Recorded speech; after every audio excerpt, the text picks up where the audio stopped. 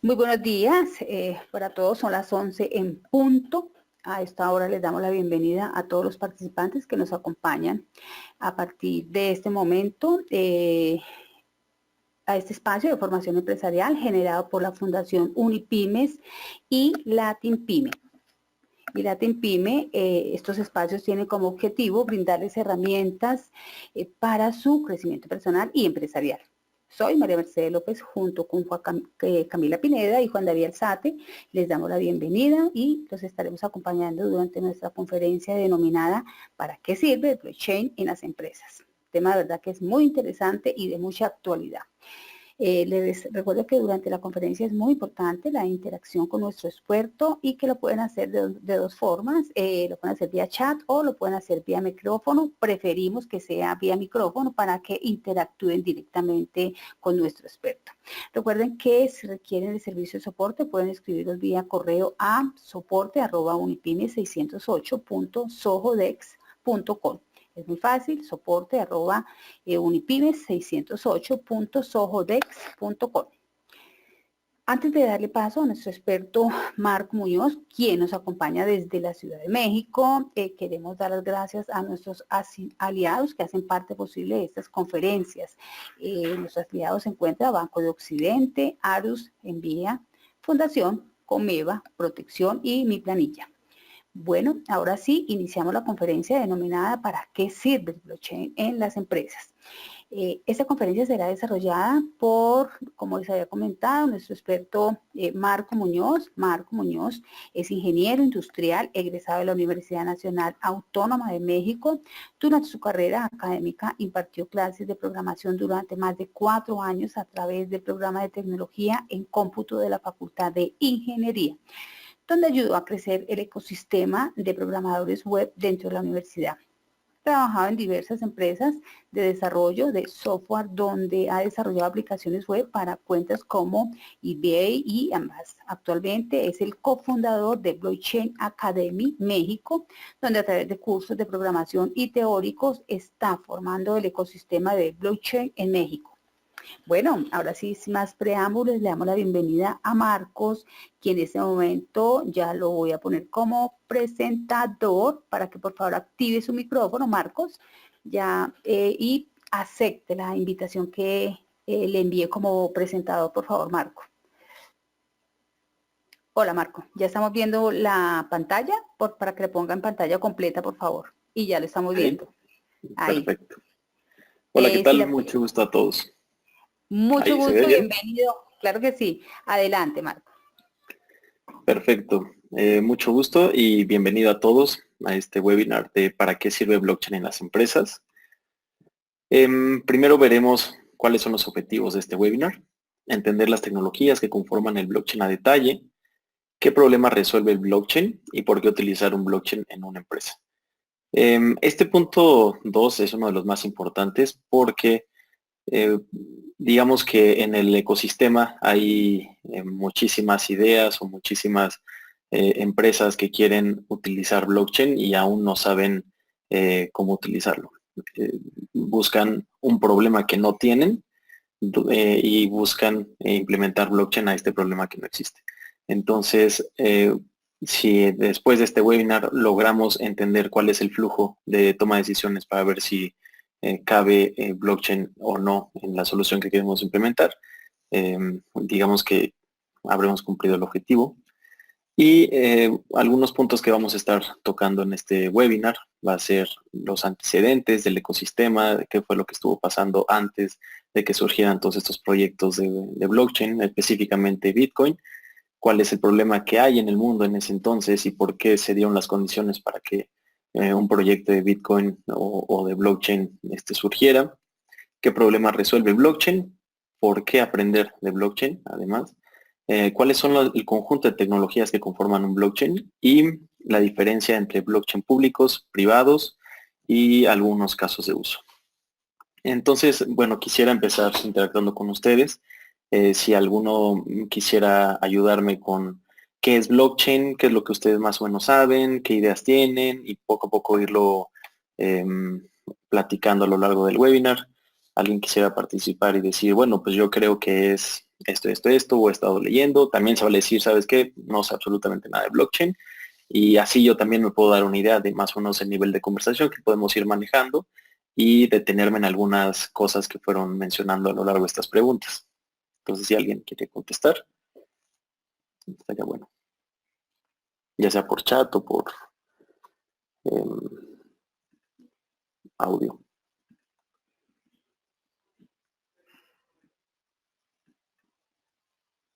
Hola, Marco. Hola, hola. ¿Me estabas diciendo, perdón? Sí, lo que les menciono es si alguien quiere empezar como a responder como qué es blockchain, qué es lo que Claro que ahorita sí. saben de blockchain. Claro que sí. Bueno, hay como varios comentarios. Dice Juan Carlos, no sé nada. No tengo idea Ok, qué es. Hasta ahora vi esta palabra. Dice perfecto. Diana, no tengo idea qué es. Hasta, bueno, vi la palabra tecnología para intercambio de información compartida. Una cadena de bloques de información. Una cadena de bloques. Bueno, no sé nada del tema. No tengo una idea, me dice. Ok, Sí, que no, la gran mayoría que no ha escuchado como la palabra. ok, perfecto. Entonces, O ¿están en sea, el lugar estamos correcto? bien, exacto, estamos en el Sí, lugar sí, sí, correcto. excelente. Están en el lugar correcto. Vamos a empezar bueno, a resolver todo esto, ¿no? Muchas gracias, María. Ahora, lo siguiente que a lo que pasaremos es qué resuelve blockchain, ¿no? No solamente es definir cuáles son las tecnologías que lo conforman, porque por ahí si ustedes pueden googlear, van a encontrar la definición de qué es blockchain como una base de datos descentralizada o bla, bla, bla, algo muy tecnológico. Pero ya que sabemos cuáles son las tecnologías que lo conforman, la pregunta es, bueno, ¿para qué? ¿Para qué me sirve un blockchain? ¿Qué es lo que resuelve, no? ¿Y cómo lo aplico a mi empresa? Entonces, primero veamos cuáles son todos los antecedentes y cuál es el problema que había en el mundo. Nos remontamos hasta 1969, donde está el Internet. Bueno, le crean el Internet y empiezan a surgir ciertos proyectos alrededor de toda la era digital. En los 70s existe un movimiento punk, donde hay pues, rebeldía y todo esto que ya podemos ver. En el 89 está la queda del muro de Berlín, en el 91 el fin de la Guerra Fría, y a partir del 91 hasta el 2008 aproximadamente, cuando fue la última crisis masiva de la crisis hipotecaria en Estados Unidos, hubo una etapa donde estos personajes que se llamaron los cypherpunks empezaron a proponer ciertos proyectos en Internet con cosas interesantes donde conjuntaban todos estos, digamos, la filosofía de todos estos movimientos, ¿no? Tenemos en 1969 el Internet, que bueno, se refleja en temas de tecnología. Tenemos en el 70 el movimiento punk, que justo es, digamos, como rebeldía o tratar de cuestionar lo que había estado pasando o las reglas que habían que estaban establecidas en ese momento. Y pues la caída del muro de Berlín, el fin de la Guerra Fría y todas estas cosas se refleja como que en conflictos, ¿no? En guerras. Entonces tenemos tecnología, rebeldía y pues guerras o tratar como de resolver algunos problemas que habían ahí en el mundo. Entonces toman estos antecedentes y ellos lo canalizan a proyectos digitales, ¿no? Justo en el 2008 hay lo inmediatamente anterior al primer proyecto relacionado al blockchain, que es el Bitcoin. Lo inmediatamente anterior es la crisis que había en Estados Unidos, ¿no? En el 2008 y después en el 2009, pues conocemos esto del Bitcoin. Más adelante veremos a qué me refiero. Entonces, bueno, primero hablemos acerca de los cypherpunks, que es justo como un conjunto de, digamos, de estudiosos, de ingenieros, de filósofos, de abogados, que se reunían ya sea en alguna casa de ellos ahí en Estados Unidos y debatían acerca de temas interesantes, pero también compartían información en foros de Internet, ¿no? Y compartían mails en una lista de correos donde pues se debatían ciertos proyectos. ¿Qué problema había en ese momento? Pues regresamos con todo esto del fin de la Guerra Fría, caída del muro de Berlín. Si recuerdan las películas de Hollywood en ese entonces, ¿quiénes eran los malos? Pues los rusos. ¿Y qué problema había siempre en la temática de las películas de Hollywood? Pues que el tema del espionaje y cosas así, ¿no? Entonces, justo ellos pretenden atacar algo importante, que es la falta de privacidad y que las comunicaciones en ese momento pues no eran nada seguras. Las comunicaciones digitales, las comunicaciones con dispositivos de radio, dispositivos de todo eso. Entonces, ellos oficialmente se crean cuando se libera una tecnología que es el cifrado asimétrico. ¿Con qué objetivo? ¿No? Resistir a la pérdida de privacidad del usuario en la era digital. Se dan cuenta que pues no tienen que esperar a que el gobierno o las instituciones privadas les aseguren, digamos, la privacidad, y ellos empiezan a proponer proyectos digitales para proteger al usuario. Entonces, en 1993, Eric Hughes, uno de los cypherpunks pues más representante de este movimiento, lanza el manifiesto Cypherpunk. Lo pueden encontrar, ahí les pongo la fuente, lo pueden encontrar en la página de internet todavía hay publicado, pero se lo resumo en 7 puntos concretos. Primero, dice, la privacidad es necesaria para una sociedad abierta en la era electrónica.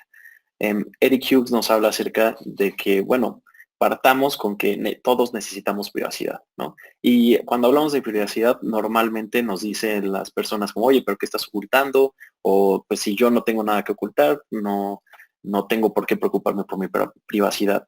Entonces aquí en el segundo punto dice, cuidado, la privacidad no es lo mismo que secretismo. Digamos que secretismo es no compartir información absolutamente con nadie y todo pues guardarlo como si fuera un secreto, pero privacidad es revelarse selectivamente al mundo. Yo tener esa capacidad de decisión de a quién y en qué momento le voy a compartir pues mi información, ¿no? Ya sea de datos sensibles o cualquier tipo de información. Por lo tanto, la privacidad requiere de sistemas anónimos para efectuar estas transacciones. Nosotros necesitamos de ciertas herramientas para que en el momento que lo decidamos, revelemos esta información. Pero mientras no queramos revelarla, pues estas herramientas nos deberían de permitir mantener todo, digamos, pues guardado con nosotros. Entonces, establecen que una sociedad abierta requiere de criptografía. Y pues la criptografía es un método con lo cual nos permite almacenar cierta información o cuidar o proteger esta información, la cual estamos haciendo, la cual estamos transfiriendo hacia otro punto. En el sexto punto ya nada más termina con que pues no debemos esperar a que los gobiernos y las instituciones nos garanticen la privacidad, por eso ellos empiezan a, digamos, como evangelizar o a hablar en ciertas comunidades acerca de la importancia de la criptografía. Todos ellos comparten correos electrónicos, pero pues son cifrados y cuando le llega al otro lo tiene que descifrar para que justo en el intercambio o en ese camino en donde se está transfiriendo la información, pues no sea atacada por alguna persona que no es deseable. Y al final nos hable con que para que la privacidad exista es necesario que se cree un contrato social, ¿no? Por ejemplo, cuando nosotros vamos a la tienda y vamos a comprar algo, mm, no sé, una botella de agua, y vemos ahí a la persona que nos está atendiendo, no es necesario que nosotros le digamos nuestro nombre, nuestra dirección, nuestra ubicación, con quién vivimos, el número de cuartos que tiene nuestra casa, en fin. Sin embargo, cuando hacemos alguna transacción en Internet, nosotros no tenemos la capacidad de seleccionar qué información le vamos a revelar al servidor o a la página con la que estamos haciendo esta interacción. Al contrario, ¿no? Ellos saben absolutamente todo de nosotros y ya no estamos acostumbrados a seguir utilizando estas herramientas anónimas, a pesar de que implícitamente en físico sí lo estamos haciendo. Le damos un billete de efectivo a la persona, le decimos a lo mucho, hola, me llamo Marco, muchas gracias por la botella de agua y me voy. Y nunca tuvo por qué saber más allá.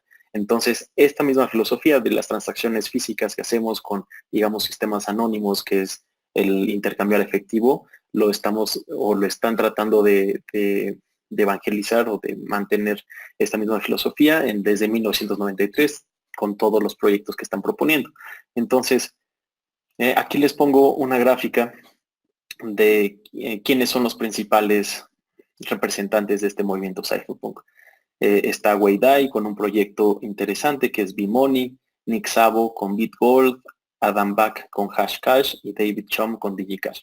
todos ellos hablando de proyectos relacionados al intercambio de efectivo de dinero y utilizando criptografía.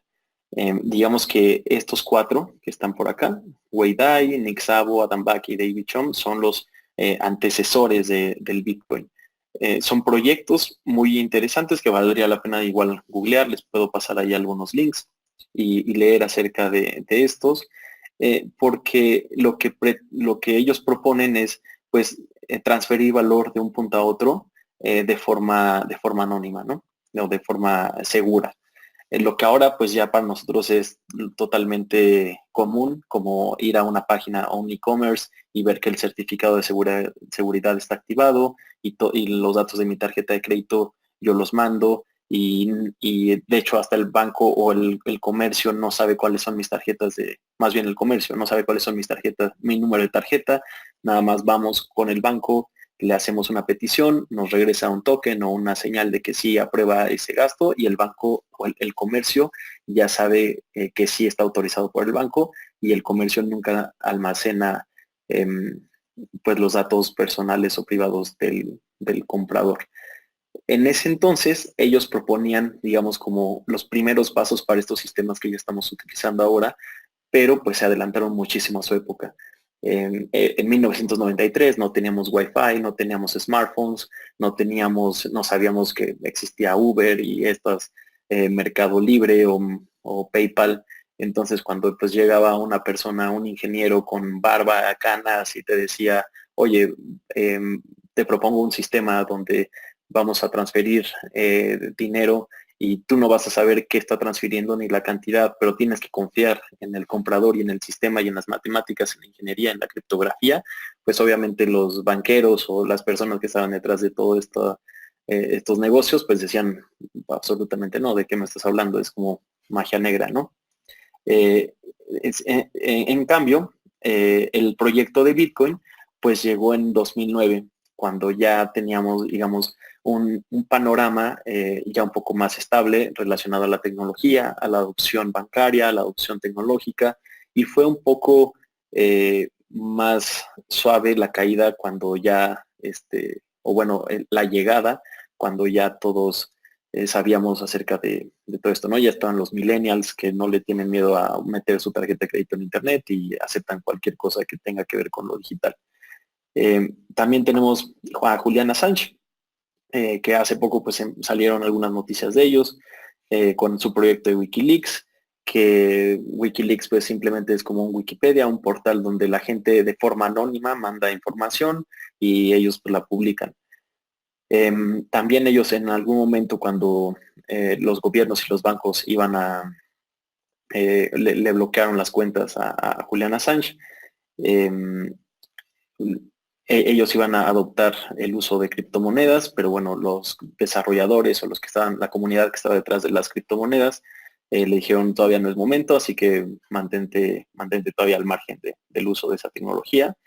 Y bueno, nada más ahí como dato curioso. Después tenemos a Tim May, a John Gilmour, Eric Hughes, y todos ellos eran de la lista de correos Cypherpunk, digamos que uno de los principales representantes. Y también tenemos a Hal Finney y a Phil Zimmermann que desarrollaron un proyecto de encriptación que se llama PGP. Después, entonces, en el 2008, la gota que derramó el vaso, así decimos acá en México, como el problema que ya no pudieron tolerar con la crisis financiera del 2008, se desató de manera directa debido al colapso de la burbuja inmobiliaria en Estados Unidos. Esto fue en el 2006 y poco a poco en el 2007, hasta que se fue manifestando ya de manera extremadamente grave en el 2008. ¿Qué significa esto? ¿No? ¿Qué significa este tipo de crisis? Que luego no tenemos como el contexto general de todo el panorama económico financiero del mundo y nada más vemos un proyecto como, salió blockchain y ya. Pero en realidad esto era lo que había detrás, ¿no? La crisis financiera de Estados Unidos. ¿Y qué significa que haya una crisis hipotecaria en Estados Unidos y que haya impactado a nivel mundial? Pues simplemente para nosotros en el ecosistema del blockchain significa la pérdida de confianza en las instituciones financieras, ¿no? Las personas que estaban detrás de este proyecto dijeron, perfecto, es el momento ideal para lanzar nuestro proyecto y ver quién quiere colaborar. Lo que nosotros proponemos, pues en el 2009, una persona llamada Satoshi Nakamoto, que es un alias, que nadie conoce cuál es la identidad de esta persona, estuvo mandando correos electrónicos buscando colaboradores, se unieron ciertos colaboradores que hasta ahora sí se sabe quiénes son, y después desapareció, ya que el proyecto vio la luz. Ya nadie sabe dónde está Satoshi y ya no ha intercambiado más correos electrónicos. Em, Lanza este white paper donde propone un proyecto interesante que se llama Bitcoin, a Peer-to-Peer Electronic Cash System. O sea, un sistema de efectivo electrónico de punto a punto o de una red de punto a punto. Que en este white paper, que también aquí les pongo el link para que lo lean detalladamente, son como 8 páginas donde describe las tecnologías que van a conformar el proyecto de Bitcoin. Entonces, el blockchain es una cosa y el Bitcoin es el primer proyecto que utiliza blockchain y nacen, digamos, de manera simultánea. Bitcoin es la aplicación, el caso de uso primero que salió, y pues antes no se conocía nada más, no sabían tampoco, de hecho Satoshi nunca menciona el término como de, oigan, aquí está Bitcoin y voy a utilizar blockchain y listo, ¿no? Ya vio la luz.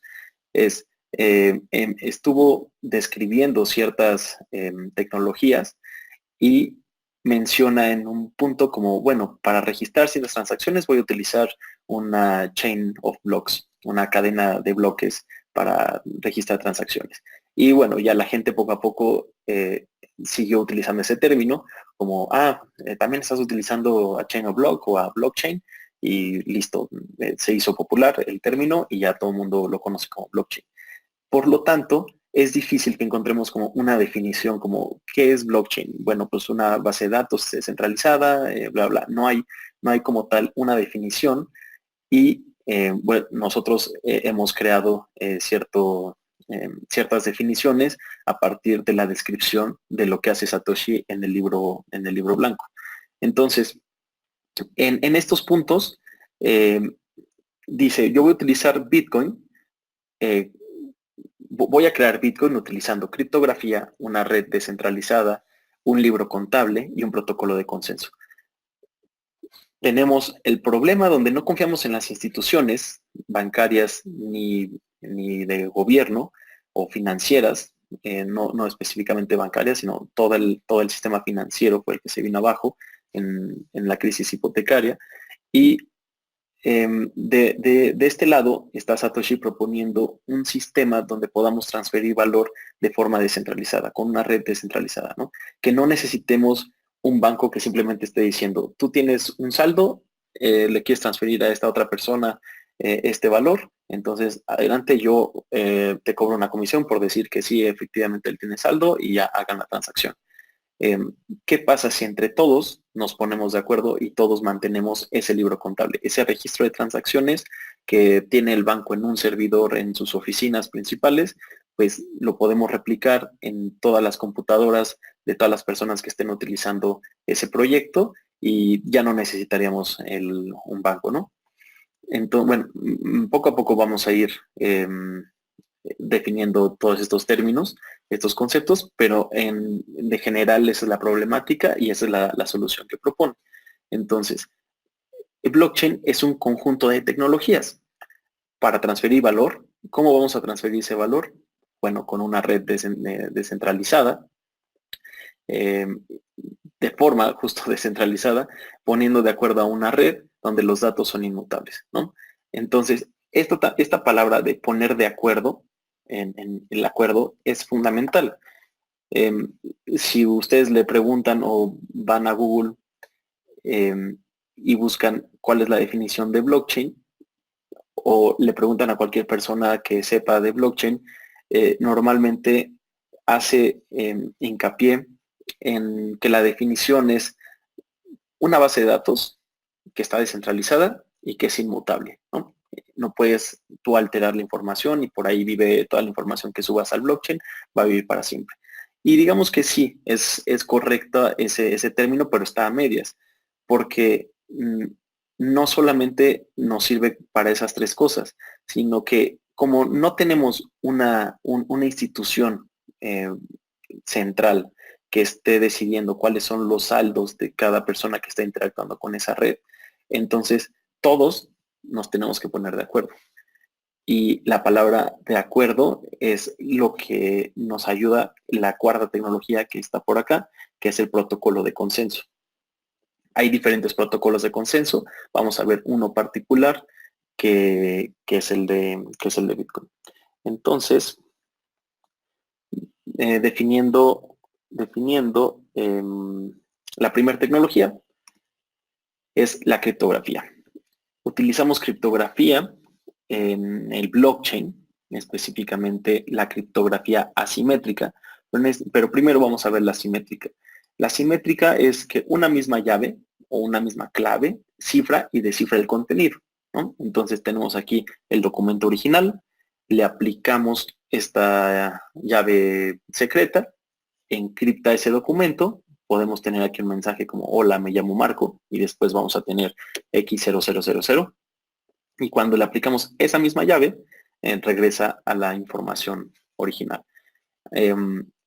Otro ejemplo podría ser cuando queremos, no sé, estábamos en la escuela y queríamos compartir un mensaje de un escritorio a otro escritorio con nuestro compañero y reemplazamos como A es el 1, B es el 2, C es el 3, D es el 4 y así íbamos haciendo nuestra propia clave.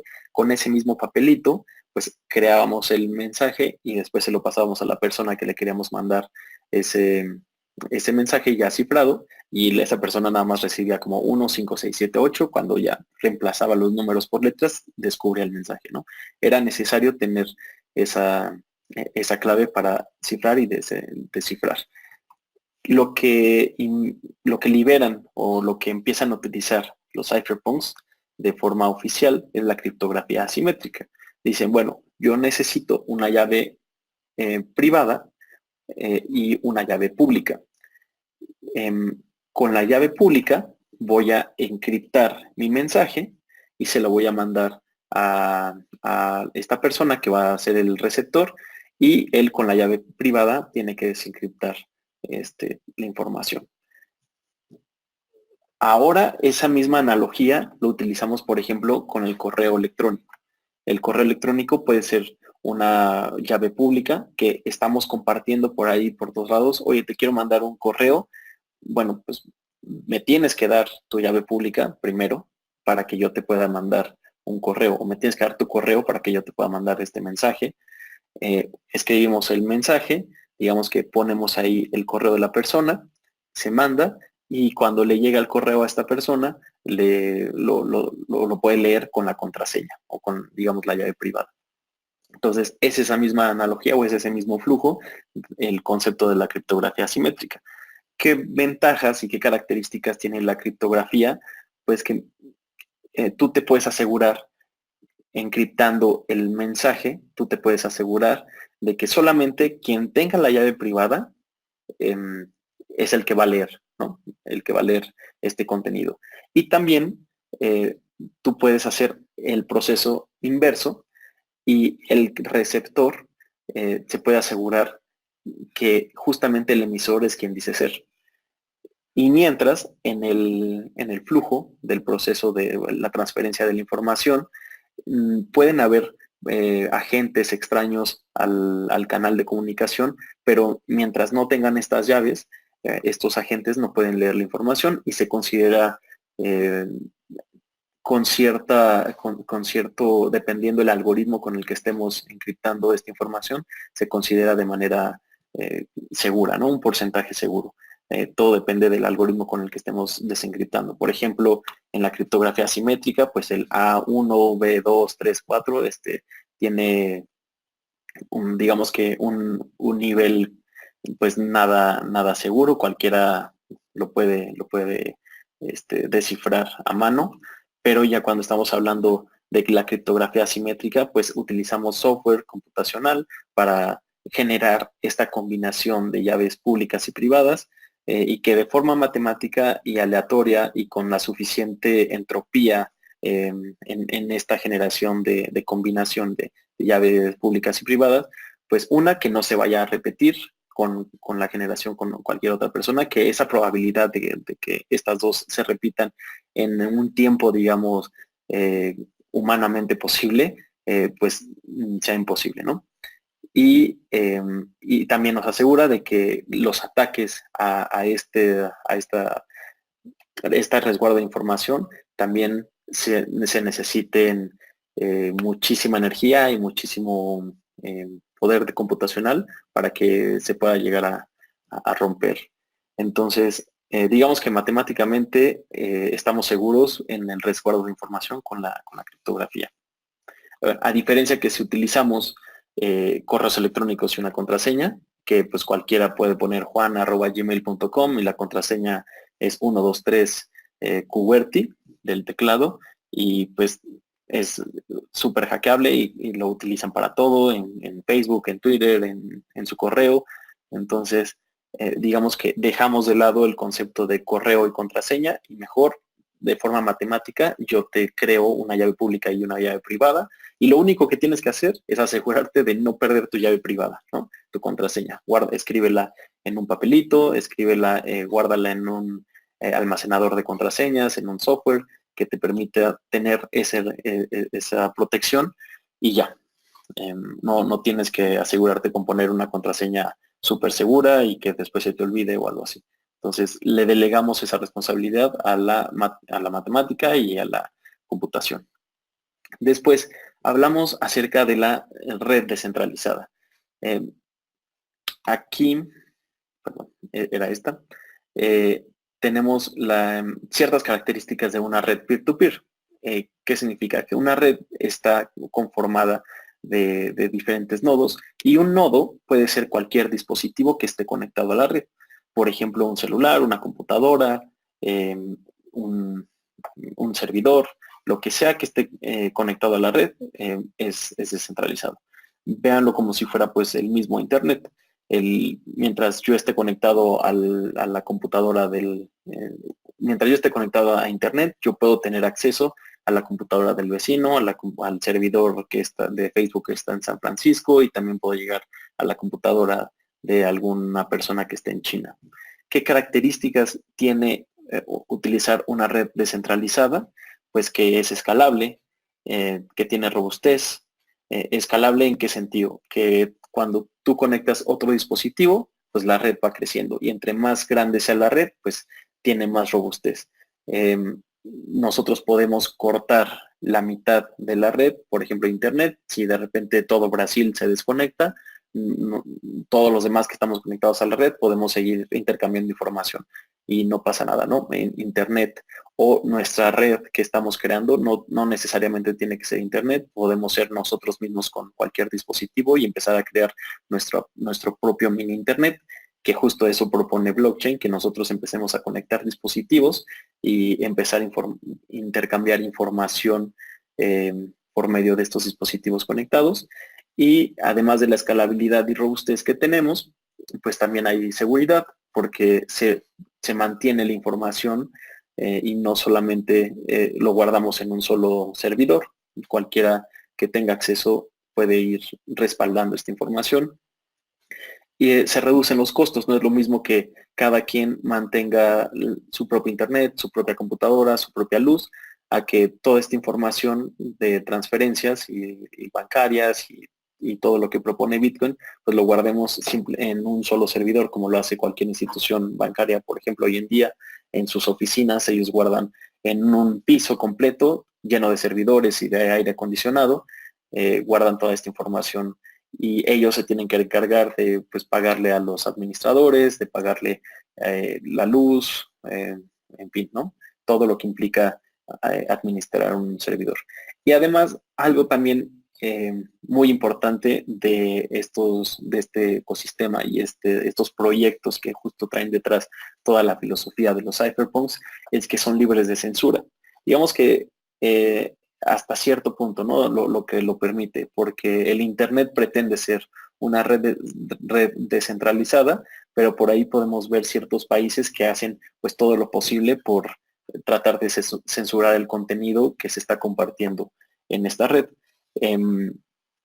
Pero bueno, de repente si tú utilizas algún software ahí como una VPN o algo así, pues hay forma como de, por otro tipo de nodos que están conectados, pues darle la vuelta y llegar a esta información que tú pretendes consultar. Mientras, digamos que se mantenga la filosofía de descentralización, donde todos los nodos tienen la misma jerarquía y nadie está encima de alguien, o que una sola institución o contadas instituciones no tengan el control de ciertos nodos que podemos ubicar, digamos que se mantiene la red libre de censura.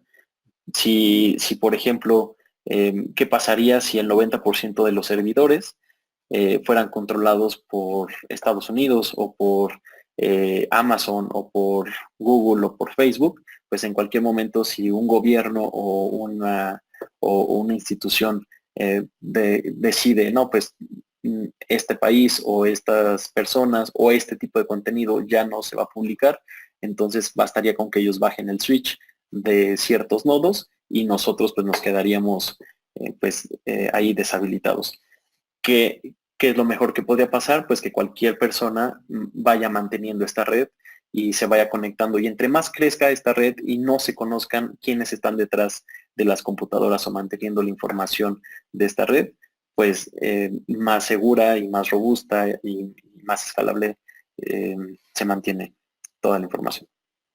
Después pasamos a la tercera tecnología, que es un libro contable. Si vamos a utilizar en blockchain, específicamente en el proyecto de Bitcoin, si lo vamos a utilizar para transferir valor de una persona a otra persona, pues tenemos que registrar una transacción. ¿Y en qué consiste o cuál es la anatomía de una transacción? Pues aquí vemos que simplemente necesitamos como mínimo saber de quién es, para quién y el monto que se está transfiriendo, ¿no? Y ya después, digamos que podemos leer hacia atrás el histórico y podemos ir reconstruyendo el saldo que tiene cada persona a la que estamos transfiriendo. Pero por ahora, lo único que necesitamos es, oye, ¿quién está transfiriendo esto? ¿Hacia dónde va? Y el monto de transferencia. Y lo llamamos, digamos, base de datos, libro contable, y pueden encontrar una cantidad de sinónimos eh, increíble por ahí en internet, pero lo que nosotros en este momento nos interesa es verlo como si fuera un Excel o un blog de notas, donde vamos a ir registrando que en la primera transacción Juan le mandó 100 bitcoins o 100 X unidad a María. Después María le mandó 50 a Pepe, después Pepe le mandó a Juan y Juan le mandó a Roberto. Esto es lo que vamos a ir registrando poco a poco. Ahora, ¿cuál es el problema que hasta aquí o el reto a que hasta aquí nos podríamos encontrar, ¿no? Lo mencioné hace rato, ya tenemos criptografía, donde vamos a guardar toda esta información que se va a transferir de forma segura. Ya tenemos una red descentralizada, ¿no? Y después ya tenemos un libro contable donde vamos a registrar todas estas transacciones.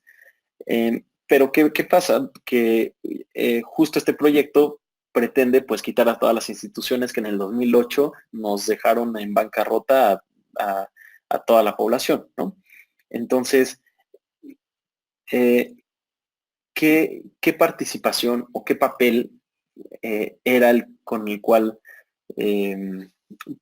qué papel tenía la institución que estamos quitando? Pues cuando nosotros vamos, por ejemplo, a un restaurante, pasamos la tarjeta de crédito y el mesero pues te dice, oye, tu tarjeta no pasó. Que en ese momento una persona o un ejecutivo de tal institución bancaria estaba sentado en su computadora y dice, pues, ¿sabes qué? Marco nunca va a comer a esos restaurantes tan caros, seguramente le robaron la tarjeta y alguien está haciendo algún cobro indebido y yo voy a decir que no se lo autorizo. Entonces el mesero llega conmigo y me dice, no pasó tu tarjeta, yo tengo que hablar por teléfono con el banco y decirle, oye, por favor, pues si soy yo, autorízame la transacción, ¿no? Entonces ya el ejecutivo le da clic a su computadora, autoriza la transacción y en fin.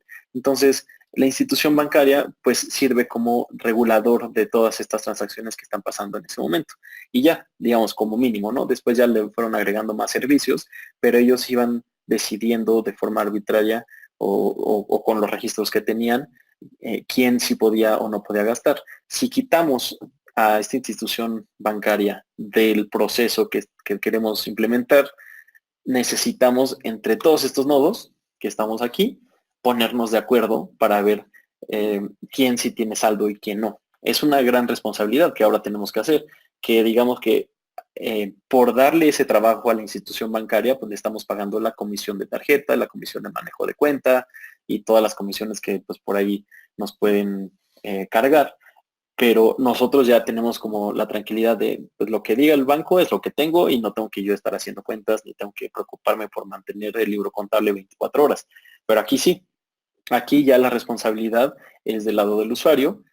Tenemos una llave privada, tenemos una llave pública que tenemos que resguardar, tenemos que simplemente empezar a cambiar el mindset, el chip o la mentalidad de en un lado estamos en un sistema centralizado, donde todo lo delegamos, todas esas responsabilidades las delegamos a las instituciones por una cantidad considerable de comisión o por una cantidad mensual, anual.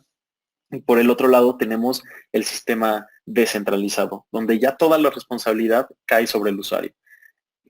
¿Cuáles son esas ventajas? Pues todas estas características que tenemos acá y otras más que vamos a ver más adelante, que es, pues yo me voy a hacer cargo de mis llaves públicas, de mis llaves privadas y del registro de transacciones, a cambio de siempre voy a tener el control de mi dinero y de mis registros. Pase lo que pase en el mundo, no va a haber gente especulando con mi dinero detrás, una crisis no va a impactar en mi transferencia de valor, y bueno, ahí ya depende la situación como de cada país o de cada persona, lo que le dé mayor importancia a esas características es si decide o no implementar ese tipo de proyectos, ¿no? A lo mejor si en algunos países ha funcionado muy bien el tema político y el tema financiero y dicen, ¿de qué estás hablando? ¿No? El banco a mí me funciona muy bien, a mí me encanta ir, pagar con tarjeta de crédito y listo. Yo no sé por qué estamos hablando acerca de descentralización. ¿Por qué descentralizar? Ya podemos ir con otro país en diferentes situaciones o con otras personas con diferentes situaciones y características y dicen, sí, blockchain, Bitcoin, perfecto, yo lo adopto completamente, ya deja de estar presentando, dime dónde firmo, ¿no? Casi, casi. Yo no confío en la institución bancaria, yo no confío en la institución política.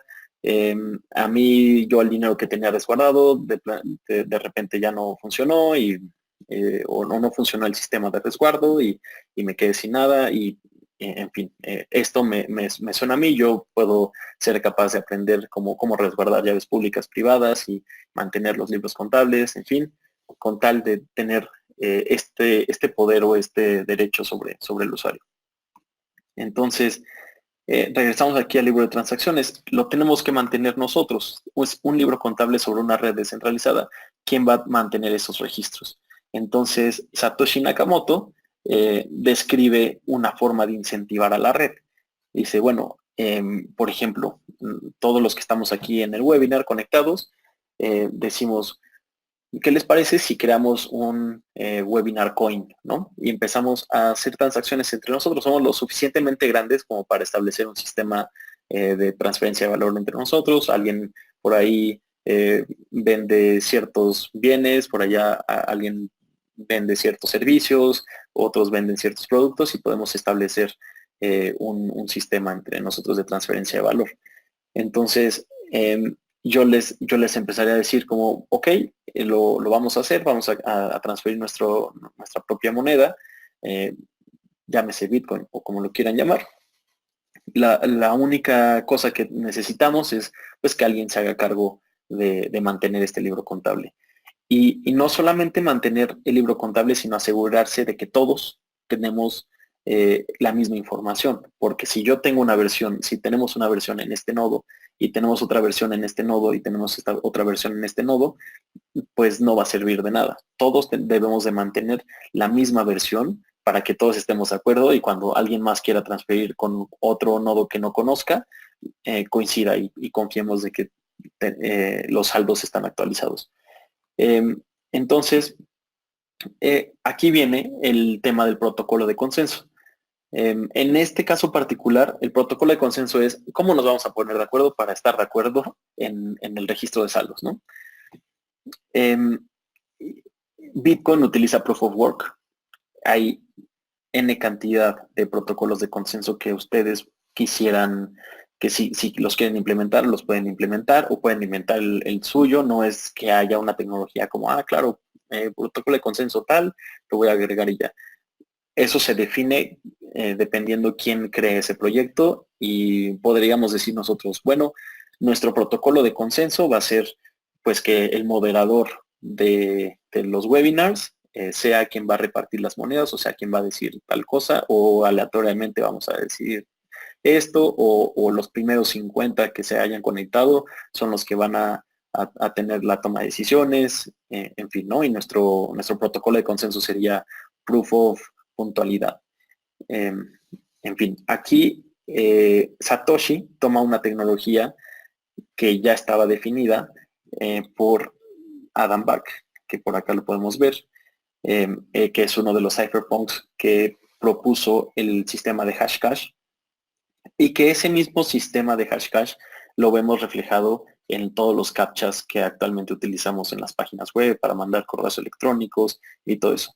¿Qué significa este proof of work o prueba de trabajo? Que si tú quieres ser un nodo que tenga alguna interacción con la comunidad, tienes que probar un trabajo para ver que eres un nodo confiable en la red y que no eres un atacante. Entonces, ahora, si yo quiero, por ejemplo, mandar un correo electrónico, tengo que resolver un captcha que sea como escribe la respuesta de tal suma, 3 más 5. Yo le pongo 8. Ok, ya probaste cierto trabajo computacional.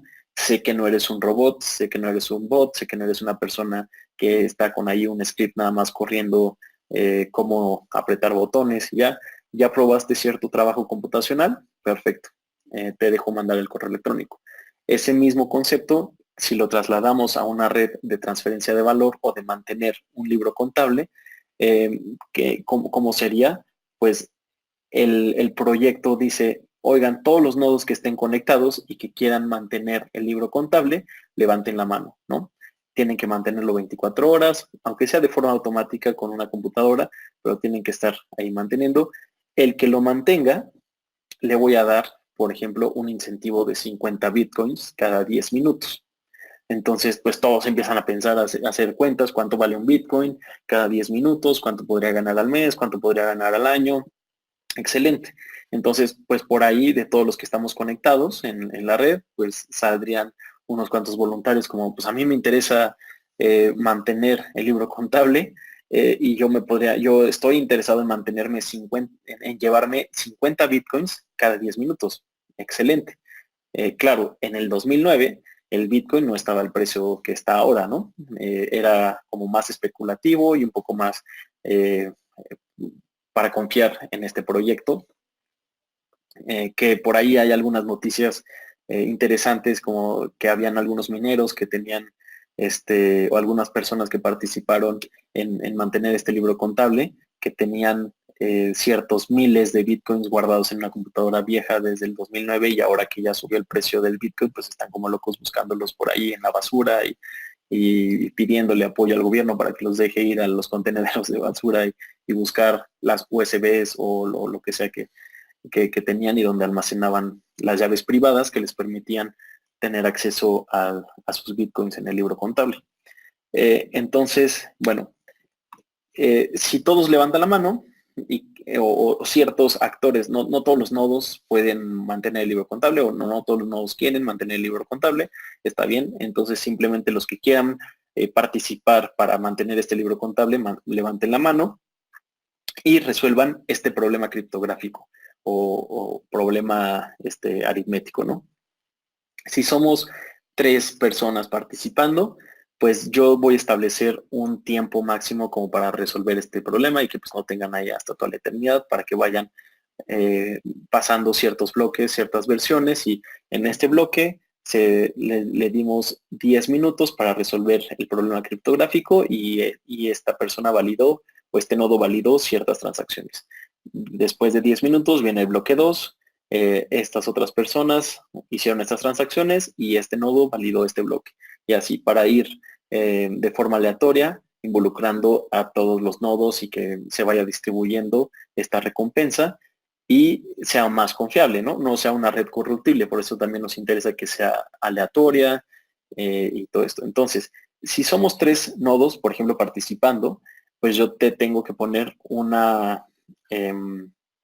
tengo que hacer el cálculo de cuánto poder de computacional tienes y tengo que ir calculando cuál es la respuesta o cuál es el rompecabezas criptográfico que te tengo que dar para que en 10 minutos con tu poder computacional lo resuelvas. Si somos 3, podemos contar entre los 3 nodos ahí participando cuál es la respuesta y nos dividimos la recompensa. Si ya después se van aumentando pues, más nodos y hay más competencia, pues tenemos que comprar a lo mejor una computadora un poco más avanzada para poder resolver este problema criptográfico y pues ya no te dejaría un 3+2 porque pues si ya son 1000 nodos participando para resolver este algoritmo, pues con una con todas estas computadoras de 1000 nodos no lo resolverían en segundos sino en 10 minutos. Entonces tengo que ir subiendo la dificultad considerando, digamos, proporcionalmente a la cantidad de personas que estén buscando esta recompensa y resolver este algoritmo. A estas personas, algo aquí importante porque seguro también lo van a estar escuchando en el ecosistema, a estas personas que participan para resolver este problema criptográfico, se les llama mineros. Son simplemente participantes para llevarse la recompensa y mantener el libro contable.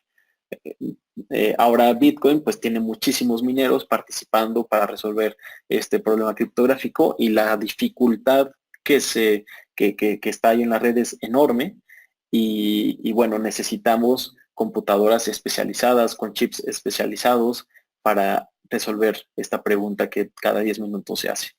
De esta manera, digamos que entre más nodos hay conectados en la red, sube más la dificultad. ¿Y qué implica esto?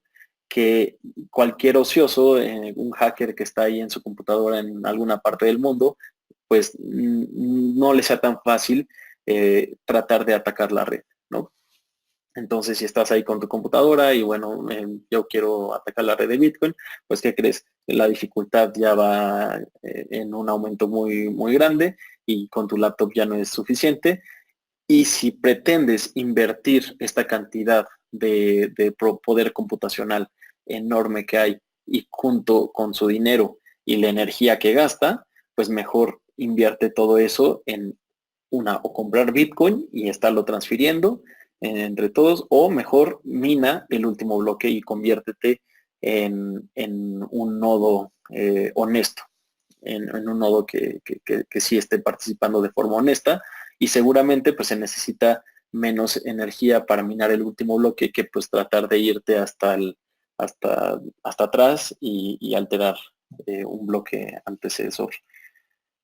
Entonces, si tenemos aquí el 3+2, todos se ponen allí a buscarlo y el primero que resuelva ese algoritmo va a ser el que va a recibir la recompensa y va a mantener ese bloque. Después, todos esos registros los comparte con toda la red y todos dicen, ah, pues sí, era esta respuesta, yo también tengo estos registros, todos lo compartimos, sincronizamos esta información y seguimos con el segundo bloque, tercer bloque, cuarto bloque y así. Es la forma en que todos tienen la misma información.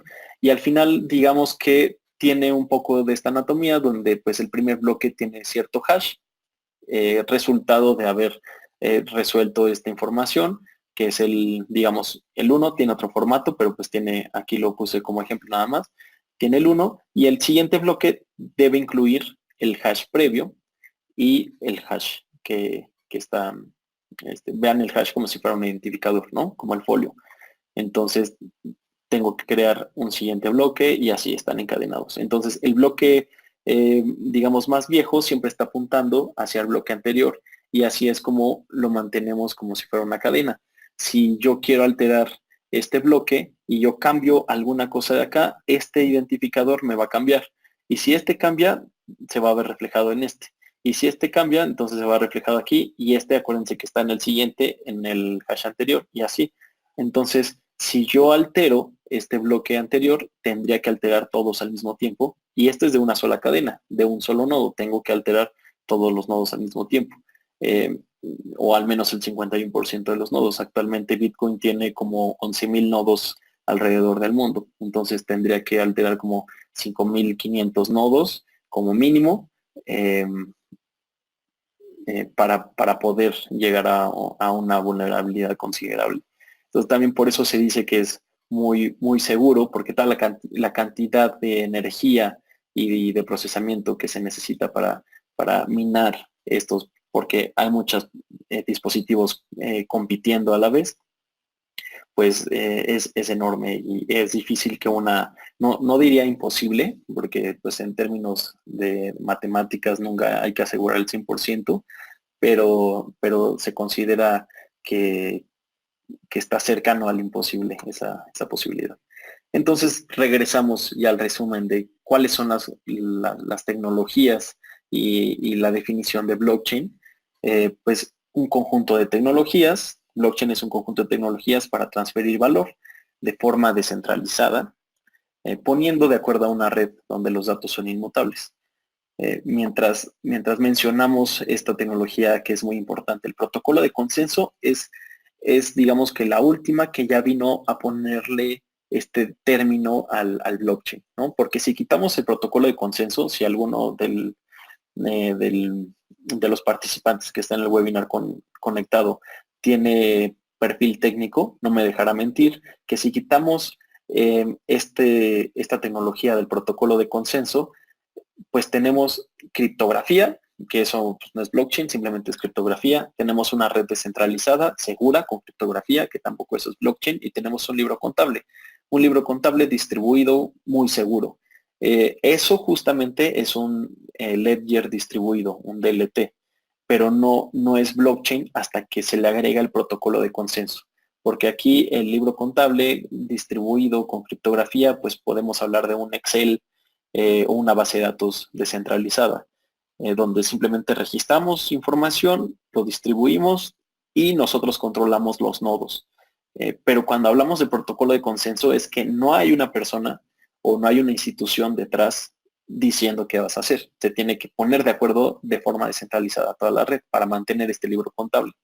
Entonces, ya cuando Satoshi Nakamoto implementa el protocolo de consenso Proof of Work, que por ahí puede ser un poco, digamos, como polémico el si estamos de acuerdo en gastar tanta cantidad de energía en validar ciertos bloques o no, pero es hasta que llega Satoshi aplicando el protocolo de consenso cuando ya se acuñe este término de blockchain y ahora sí ya encajan todas las tecnologías y por primera vez se puede de forma descentralizada probar un proyecto de estos.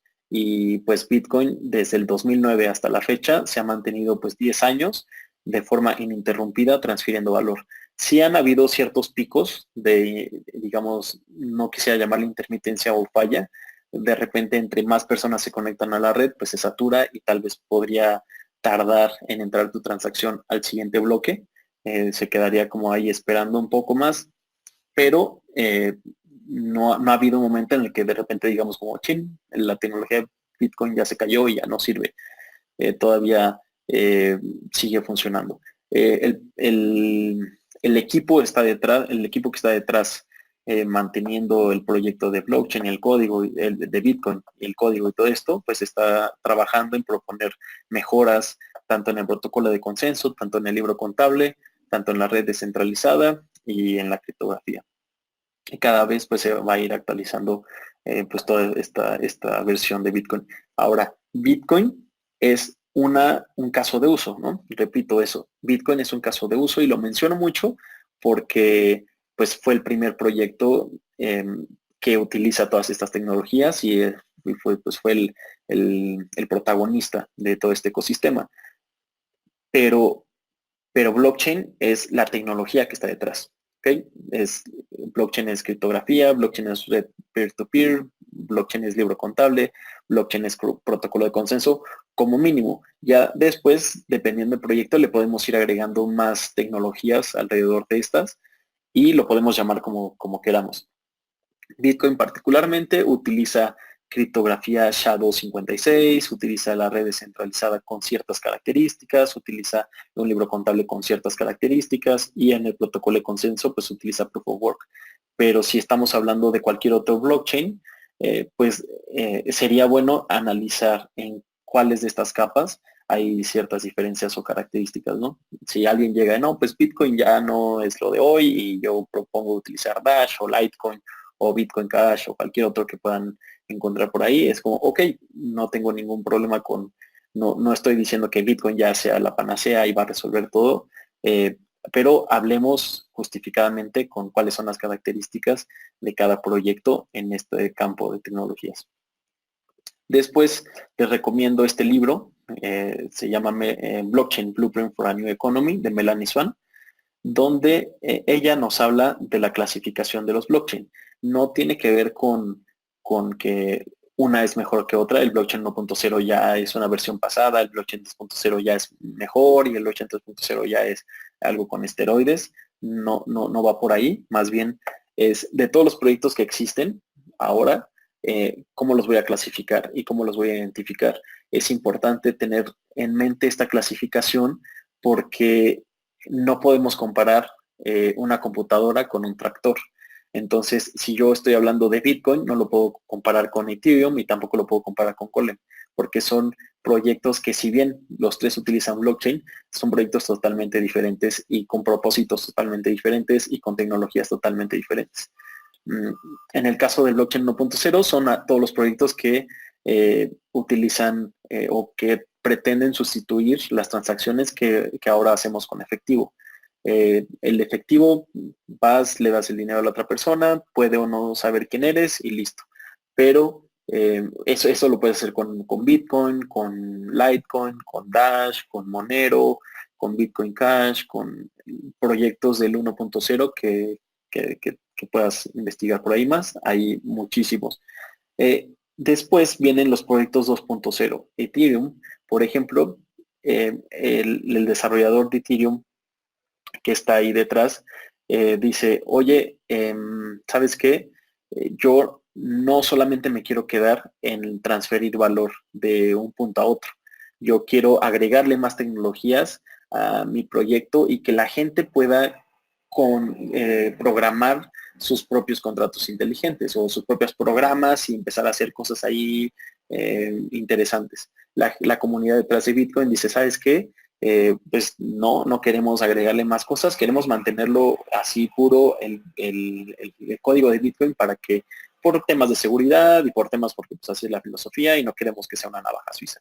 Entonces Vitalik Buterin, que fue el que creó Ethereum, dice, bueno, entonces me voy a crear mi proyecto y yo le agrego un lenguaje de programación más robusto, le agrego ciertas tecnologías y empiezo a crear una comunidad para que los programadores y toda esta gente quiera desarrollar y en vez de subir a mi red, por ejemplo, en Bitcoin, pues todo lo que está ahí simplemente son transferencias. Pero en la red de Ethereum hay programas computacionales por ahí corriendo. Entonces, en el blockchain 3.0 son todos estos programas computacionales o estas aplicaciones o casos de uso que ya se crearon y que pertenecen a un blockchain, ¿no? Entonces, una cosa es el Bitcoin del 1.0 o el Bitcoin y todos sus similares, el blockchain 2.0 con todas estas plataformas donde podemos crear contratos inteligentes o aplicaciones que utilicen pues todas estas bondades de un blockchain y pues en el 3.0 todos los casos de uso. También están este concepto de blockchain privados. donde digamos que si somos puristas y somos gente que creemos en la filosofía del blockchain, pues para nosotros el blockchain público es lo único que existe y se acabó.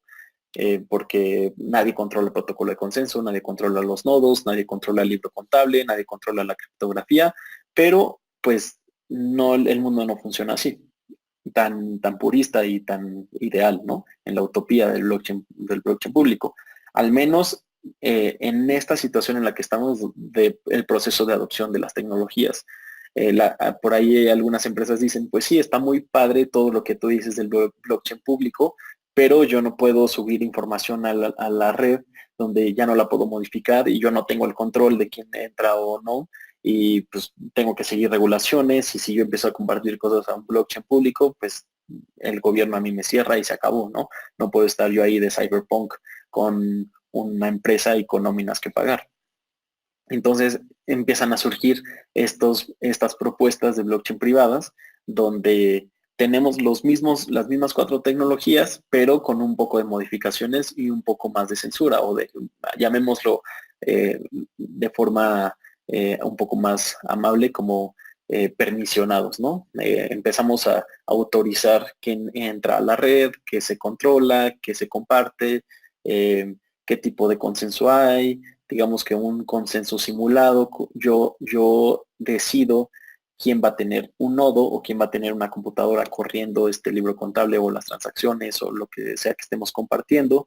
En el libro contable pues ya no hay cierto tiempo de creación de bloques porque ya no hay consenso o el consenso yo decido quién lo toma y podemos decir, por ejemplo, si somos Walmart, de las 800 sucursales que tengo en la Ciudad de México o en todo México, las cuatro principales, a lo mejor de Ciudad de México, Monterrey, Guadalajara y por ahí a lo mejor Querétaro, yo voy a decidir que los gerentes de estas sucursales son los que tomen la decisión y son los que digan si efectivamente todas las transacciones que se están llevando a cabo son verdaderas o no, ¿no? Y listo. Por ahí hay algunas cosas que podríamos ir analizando detalladamente, pero en la teoría general un blockchain privado es una institución detrás que está encargada de mantener los nodos, ¿no? A diferencia de un blockchain público, pues entre más nodos haya esparcidos por todo el mundo y que nadie lo controle, mejor. Aquí en los blockchain privados es, bueno, vamos poco a poco y al menos para probar ciertos MVPs o probar que un modelo de negocio funcione, pues vamos en un entorno controlado y a lo mejor nos podríamos después migrar a un blockchain público o quedarnos en un blockchain privado. No hay tema. Ahora, ¿qué casos de usos hay? Pues justamente está la colaboración de IBM con Walmart, hablando de Food Trust. ¿En qué industrias cabe implementar blockchain? Pues una de las principales pues es en la de cadena de suministros. Yo quiero identificar quién es la persona que pues esta es mi productor y si efectivamente una manzana viene donde dice que viene hasta que el cliente al final lo utiliza. Entonces, Walmart empezó creando este proyecto. Al principio se llamaba Walmart Blockchain, algo así, o Blockchain Walmart Supply Chain. ¿Qué problema tuvo ahí? Que la gente no confiaba en Walmart porque decía, pues si yo voy a entrar a esta red, pues Walmart obviamente le va a interesar que todo diga bien, que todo diga que está bien, ¿no? Entonces, em, le cambió el nombre y todo se lo delegó a IBM y es como, bueno, yo me quito de este proceso de mantener esta blockchain y mejor IBM tú que eres alguien neutral en este proceso de transferencia de valor, pues tú te puedes encargar pues, de ser como el árbitro y de mantener los nodos y todo eso. Y pues a lo mejor todos los colaboradores podemos entrar y pagarte cierto dinero para que pues tú mantengas estos nodos, pero esto le permite pues a Walmart pues que entren más entidades donde si recuerdan, algo principal de implementar blockchain es la confianza. No perdamos de vista ese concepto que justo es el porqué de haber creado un blockchain. Entonces, pues ahora sí a Walmart le interesa pues meter a sus competidores, le interesa meter a los proveedores, a los productores, a los de logística, y entre más personas hay involucrado en un blockchain, tienen más caso, ¿no? Si nada más estoy yo como Walmart y con mis propias sucursales, digamos que en algún momento podría poner de acuerdo a ciertos departamentos, pero el valor no está explotado al 100. Lo puedo resolver con una base de datos que seguramente ya lo tiene con un SAP o algo así, ya puedes poner de acuerdo a todos tus sucursales, pero no puedes meter a todos en tu SAP, a todos tus proveedores, a todos tus productores y a tu competencia. Entonces, ¿saben qué? Mejor desarrollemos un blockchain donde todo mundo, hasta los clientes, pueden estar ahí y pueden ir viendo todo lo que se transfiere. Entonces está el caso de un blockchain privado, que justo es desarrollado por IBM, que es este de Food Trust, y otro del otro lado, pues un caso de uso público, que es DexFreight, donde también estamos tratando de meter a los carriers, a los shippers, que son todas estas personas relacionadas, pero únicamente en el área de la logística. A todos los camiones que traen mercancía, a los competidores, y bueno, este proyecto está sobre una tecnología que se llama RSK, Rootstock, y ellos pues están proponiendo subir a la mayor cantidad posible de, pues de actores que tengan que ver con la logística ahora de camiones. Eh, en algún momento pues pueden llegar a implementar esto hacia la industria aeronáutica, los aviones también, todo lo que se comercia vía aérea, y también integrar a la parte marítima. Entonces, entre más actores de diferentes industrias, si todos si todos se pueden poner de acuerdo con blockchain, estaría espectacular, y pues al final el que sale ganando pues es el consumidor final.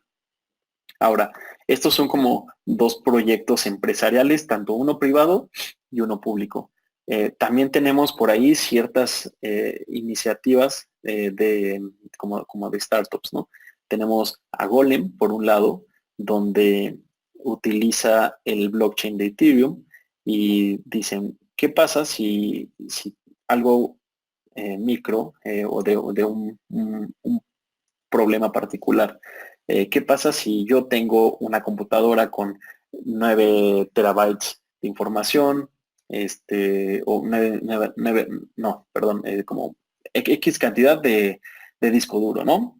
También tengo RAM, también tengo un procesador, también tengo ciertas características que quiero compartir. A lo mejor termina mi jornada laboral a las 8, 6 de la tarde, o 8 de la noche, pero hay otra persona en el otro lugar del mundo que empieza su jornada laboral.